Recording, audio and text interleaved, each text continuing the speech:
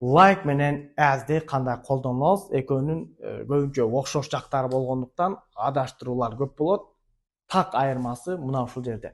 Like'ды биз көбүнчө comparison, we use for comparison, салыштыруу учурунда, салыштыруу катары мунага окшош экен деген мааниде колдонобуз. Ал эми as'ди болсо бир нерсенин ролунда, бир нерсенин функциясында колдонобуз. Мисал катары бере турган болсок, like'дан кийин көбүнчө noun, мындайча зат ататооч жана башка ушул сыяктуу нерселер колдонулат. As'дан кийин көбүнчө role же болбосо кесип ушул сыяктуу нерселер колдонулат. Мисал катары бере турган болсок, it looks like rain.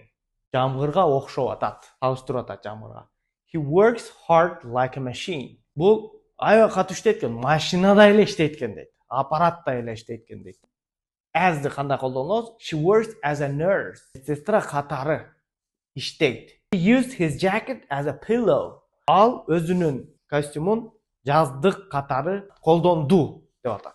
Бир нерсенин ролунда, функциясында дей турган болсок, as'ди колдонобуз. As a teacher, as an American accent coach, I really like it. Мисалы, мен американский акцент тренери катары муну чындап жакшы көрөм. Катары ушундай ушунун ролунда, функциясында деген майнда колдонсок, анда as ал эми бир нерсеге салыштырып айта турган болсок, like this, ушуга окшош. Like that, тиге окшош деген майнда бир нерсеге салыштырып окшоштур айтсак, анда эмне болот экен? Like'ды колдонот экенбиз. Like'дан басып, комментарийге like or as деп жаза кетиңиз.